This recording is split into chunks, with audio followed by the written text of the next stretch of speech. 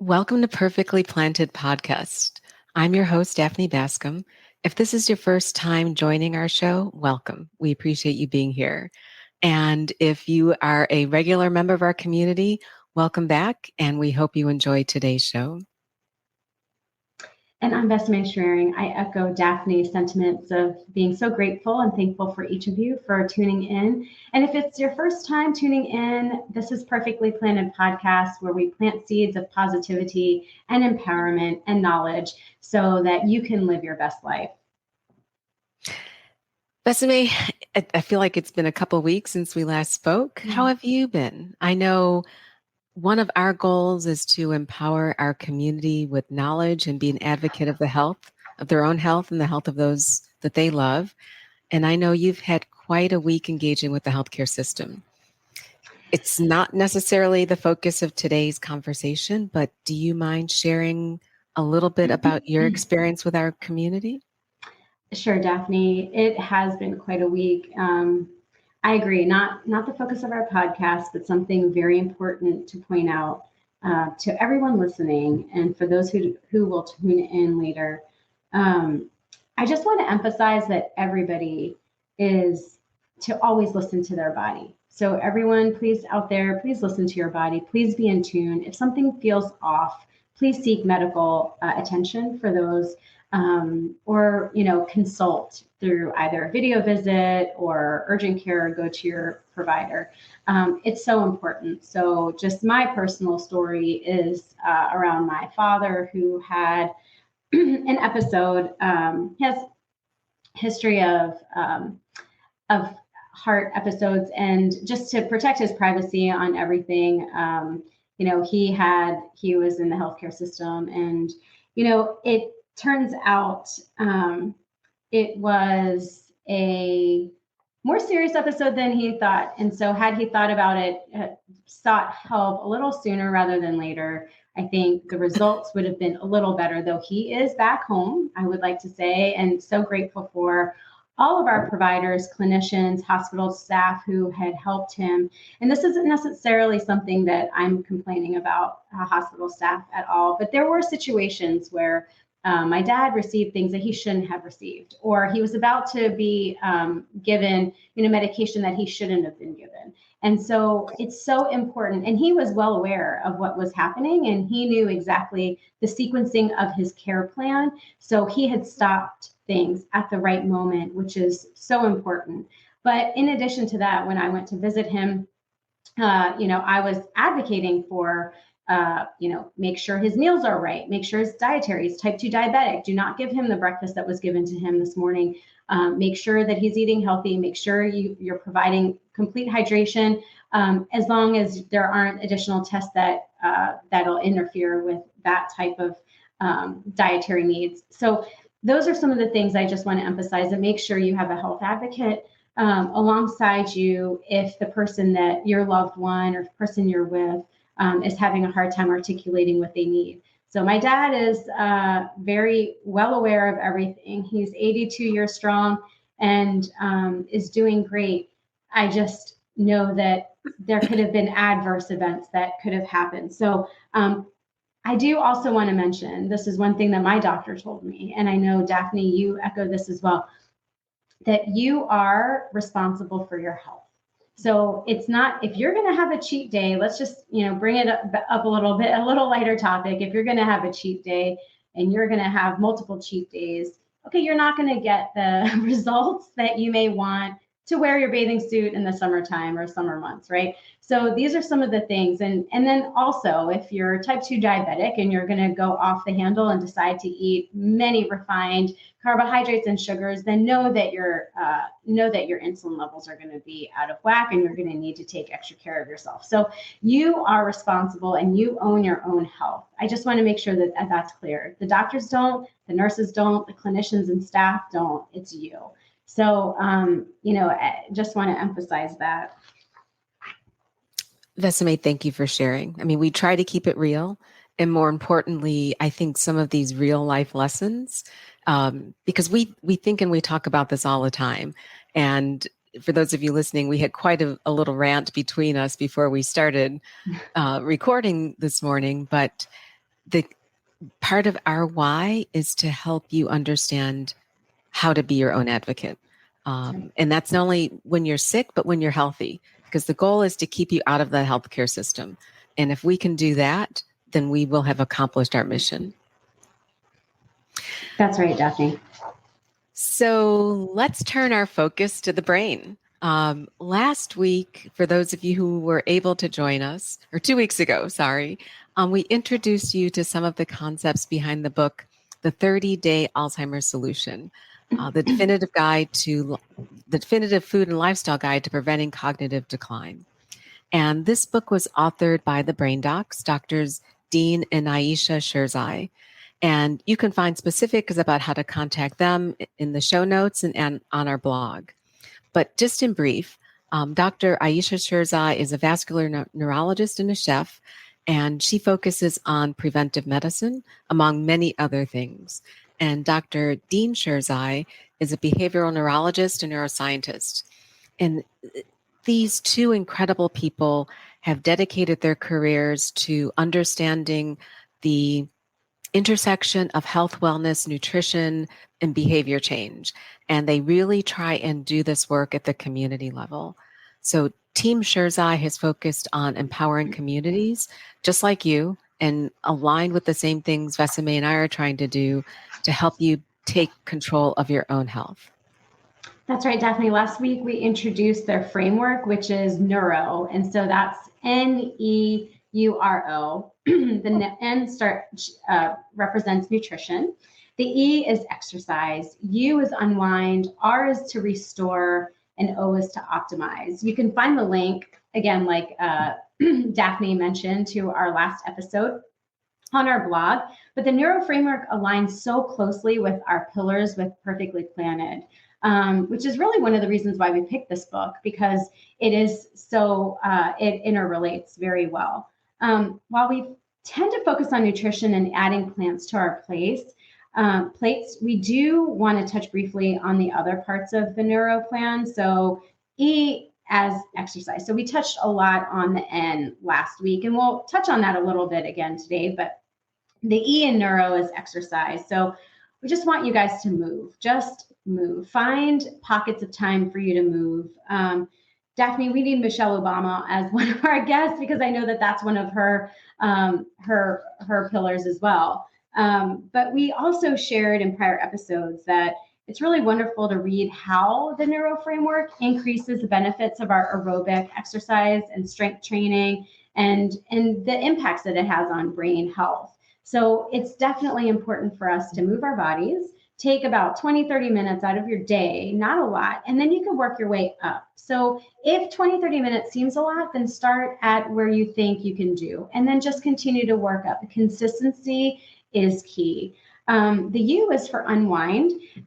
We really live in times of a lot of stress. I know, Daphne, you had a hard week. I certainly had a hard week on multiple levels, and it's really important to really create tactics or routines that help us unwind. So as the Euro plan emphasizes, they talk about meditation, just getting in that right headspace. They talk about exercise, just ways of eliminating bad stressors. Yoga is a great one as well. So there's plenty of free YouTube yoga things that are like 15, 20, 30 minutes, as long as you need, that can help. And I also found it interesting because they comment on good stress. Mm-hmm. So they talk about the amygdala, and most recently there was a broadcast on the amygdala and how certain people who don't resist fear, they just go in and help people in certain situations. It's all the amygdala. That was the fight or flight type of condition that we have, and so when the amygdala is actually a very interesting part of our brains, but the good stress can stay. It can help us stay and help with that bad stress as well. Absolutely right. And I don't know how you reduce stress. And I know I'll put a link to our stress solution Sunday seedlings that we talked about stress reduction a couple of weeks ago. But I actually keep the Headspace app next to my bed. And it's how I frequently fall asleep in the evening. And to wrap up talking about sleep, the R in neuro is for restore.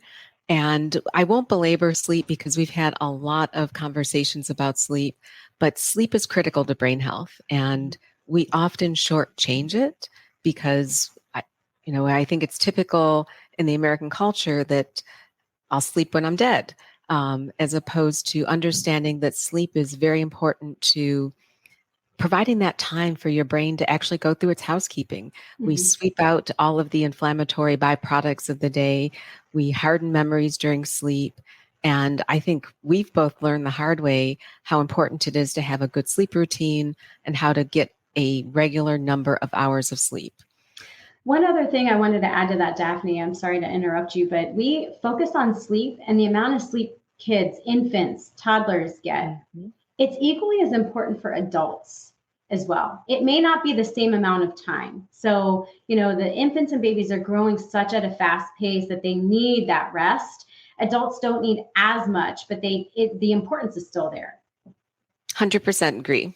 And talking about sleep and knowing that you had a family member in the hospital, you don't sleep in the hospital, and there's reasons for that. Although some hospitals are taking steps to avoid awakening patients in the middle of the night for reasons that don't necessarily apply to them.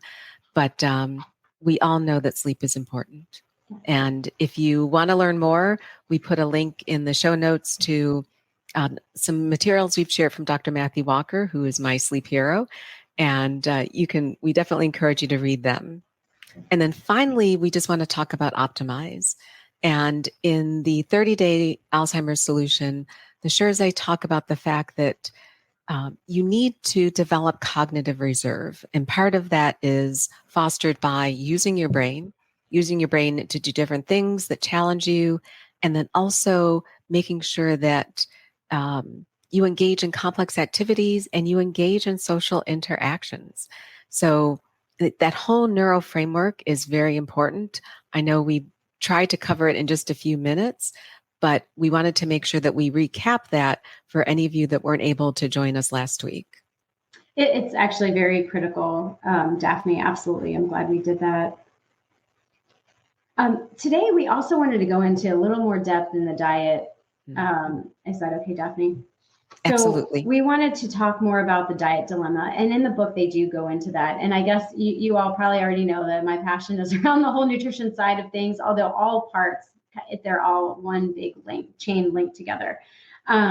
So we do want to talk about this diet dilemma. And we often use the word, we don't use the word diet in our podcast because it's really a lifestyle change. It's really your health plan. It's what works best for you. So it's diet in the sense of it's food ingestion that's right for you, right? It's not something that's I hate the first 3 letters of diet is diet. And I hate that because a lot of times these fad diets do die that fast, right? Because you do them and you get great results like keto, paleo and all. And some people continue to stay on them, which is fine. But I don't think that it has the best health results long-term for people. And actually the 30-day plan, Alzheimer's Solution, outlines the myth of each one of all of these fad diets and how they're good for the initial, but then are they good long-term? So they go into that. But I really want to talk about how they say, okay, in our plan, this is what we outline in terms of nutrition. And the first, I know it's a big debate about a lot of people, but it's really no meat. Just eliminate the meat. Humans do not need animal protein to survive. We don't need animal protein to build lean muscle. We don't need animal protein to gain any of the essential amino acids. We can get that all from vegetables. And I know there's great debate on this, but this is their view and our view as well that match. So I found it really fascinating, Daphne, that they also talk about, so eliminate meat, but that also includes fish. So people are like, no fish? It's like, right, yeah, no fish. No fish, you know why? Because have you heard about all the oil spills in the water, like in the ocean, even if you get wild caught? Farmed is terrible, right? That's mass produced. Even if you get wild caught, you don't know the pollutants in the water that you're ingesting now through that fish that you're eating. So that they have good omega-3 fatty acids and things of that sort. You can get those also through other plant-based items. And so, another big debate is around eggs, and we need choline. Well, guess what? You know what has the highest choline amount out of plant-based? There's several items, but the highest is quinoa. I love quinoa. I love quinoa. I just found that fascinating to see that, look, there are all of these amazing flavors, plant-based foods that we can incorporate in our diet in an appropriate portion and amount. And they all have to be whole food, Daphne. I know that you've mentioned that before several times, but chickpeas, quinoa, Brussels sprouts, these are all items that are super high in choline and other amazing vitamins and nutrients. And so you can hear it in my voice, Daphne. I'm going to simmer down a little bit, but let me know. Simmer down, Sparky. Right. It's amazing. Our culture has taken over that there needs to be meat on our plate at every sitting. And that is false. Vesime, I agree with you 100%. And for those of you listening, if you haven't had a chance to look at two documentaries, The Game Changers and another one is Seaspiracy. So if you have followed me on my other platform, Wingman Wellness, I used to be a tilapia eating machine. No more. Lots of different reasons, not only from the ethical nature of what we're doing to our oceans, which we'll touch on a little bit more in next month's book review, but also as I started to see where those fish were raised and what they're eating, it just really, to be honest, it grossed me out. So Vesime, I know after we prepped a little bit yesterday, I went to the Asian market and I got black chickpeas and I got brown chickpeas and I got quinoa, and I've got chickpeas in my Instapot right now. I mean, I'll have meals for the week, and it doesn't cost a lot and it doesn't take a lot of time. That's key, Daphne, because you know that the Americans are ultimate consumers. And so we're going to market every little fad diet that we have on every labeling, but knowing that these foods are still processed. So again, I know we have so much more. We're already out of time, but to cover today, but shop the perimeter for sure, and shop primarily in your produce section. You're going to save a lot of money on your grocery bill, and also your body is going to thank you. And those are dollars that you can't reinvest. So right. We have just two more topics we want to touch on. Thanks for hanging in there with us. I know we've gone from 10 minutes to like 20 minutes, but the Sherzais also had a great section in their book, and I would definitely encourage you to purchase it, on the brain-gut connection. And you've probably heard, we've probably said it. I think some of the physicians we've had on the podcast have also shared that we didn't learn much about nutrition in medical school. So you knew that the brain and the gut were connected and that there were a lot of neural connections between them. But now we're actually calling the gut our second brain. And it's not only a combination of what the neural connections with the brain do, some of the hormonal nature of the hormones that are actually created predominantly in the gut that can affect our mood significantly. And then there's this whole amazing new area we're exploring with the microbiome and the impact of the microbiome on our health in general, but also on anxiety, depression. So we would encourage you can explore that as part of reading the Sherzai's book. The Sherzais had a great conversation with Dr. Will Bolsevitz, Dr. B, as many people refer to him, related to nutrition and the brain. But we wanted to make sure you understood that we are all interconnected, that what you eat not only has an impact on your heart and other parts of your body, but it really has an impact on your brain. And the longitudinal impacts of our nutrition or lack of nutrition on the potential for cognitive decline is significant. So I'll stop there because I could go on about the microbiome and the gut-brain connection forever. That's going to be a separate book club, right, Daphne? Another book for us to review with everybody. Vesime, you want to bring us home with a thoughtful 20? Yes, I will. So trying to go quick here and thanks for sticking with us, like Daphne said. But so the book, again, I'm just going to flash it up here. I know Daphne has a picture as well, the 30-day Alzheimer's solutions. They talk about the thoughtful 20, and these are foods that you can incorporate in your diet. And so I'm going to go through just a few of them. You could find out more information on their website. Or grab this copy of the book. It's excellent. It has great recipes as well. But I will say the thoughtful 20, I challenge each of you to incorporate a few of these over the next 30 days. So please just let's do baby steps here. Okay, so here are a few that I incorporate on a daily basis in my diet. Quinoa, blueberries, broccoli, olives, leafy greens, and nuts. And I'm not talking about the salted honey roasted peanuts. No, don't do that. Get them raw and roast them yourselves. It's so easy. 350 for like 10 minutes. You can have delicious tasting almonds. But anyway, so these are 6 of 20. There are others, right, in the book to outline that you may find that incorporates that you can incorporate in a daily, but just a few, and then you can continue to add more. I actually make sure my kids eat these as well. It's important to include these. And so I challenge all of you to just take small bites, small steps, and let's incorporate these a little bit more in our diet.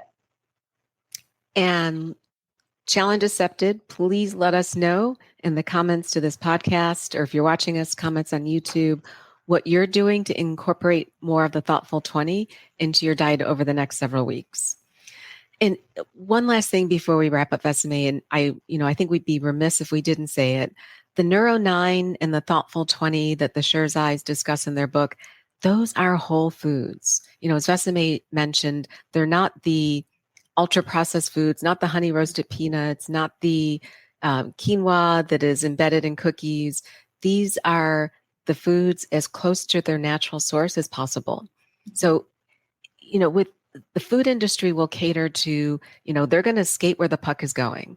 And they're seeing a significant opportunity to put plant-based on everything, but that doesn't always make it healthy. You can have as unhealthy a plant-based diet as you can a regular, standard American diet. So just be cognizant and really listen to what we're trying to share and read the Sherzai's book and some of the other books. Try and eat foods as unprocessed as possible, because that sugar, oil, and salt is really what's contributing to a lot of the chronic diseases we're all experiencing. Absolutely right, Daphne. It's so true. Leave those food giants to just market whatever is going to get them the big bucks at the end of the day. And it's a business, right?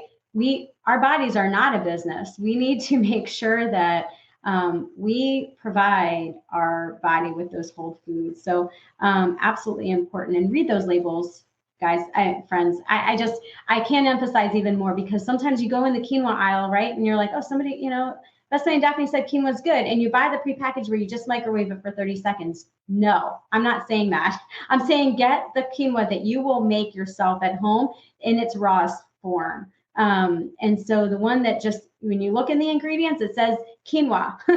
It doesn't have sunflower oil. It doesn't have lactic acid. It doesn't have all those preservatives that also cause inflammation in our bodies. So definitely check those labels. But just a reminder, I know we've gone over in time this time, but for each of the next 3 months, we're going to be covering books written by 3 different authors. So 3 different books, 3 different authors. The first was, like what we said, the 30-day Alzheimer's solutions. We plan to cover more books coming up in the next 3 podcasts. But a lucky member of our community has won a copy of this book. So congratulations to them. We'll send that over. And next month, we'll be focusing on, drumroll, Daphne? We're going to do OMD by Susie Cameron. So that stands for One Meal a Day. So that is the OMD plan is going to be the book that we cover. And we're going to be covering a couple chapters over the next two podcasts for you to receive. So we may put just follow along with us on Instagram, Facebook, any social media platform, as well as our blog. We may be posting a challenge that will get you a free copy as well. Exactly. And so once again, thank you. First of all, Vesime, thank you for sharing your story. And I know we're all praying for you and your family. Thank you, Bethany. And more importantly, that your dad listens to you. Behave. That's Listen right. to your daughter. That's right. But once again, we want to thank all of you for joining us and taking time out for another Sunday Seedling. If you're enjoying these Sunday Seedlings, please let us know. Please leave some comments on this podcast, on YouTube, on our social media platforms, as Vesime was sharing. But we want to focus on topics that are important to you and that resonate with you. And so we hope to hear from you in the weeks ahead. But in the meantime, be well. Thank you for joining us today. And we look forward to joining you on the next steps of your healthcare journey. Take care.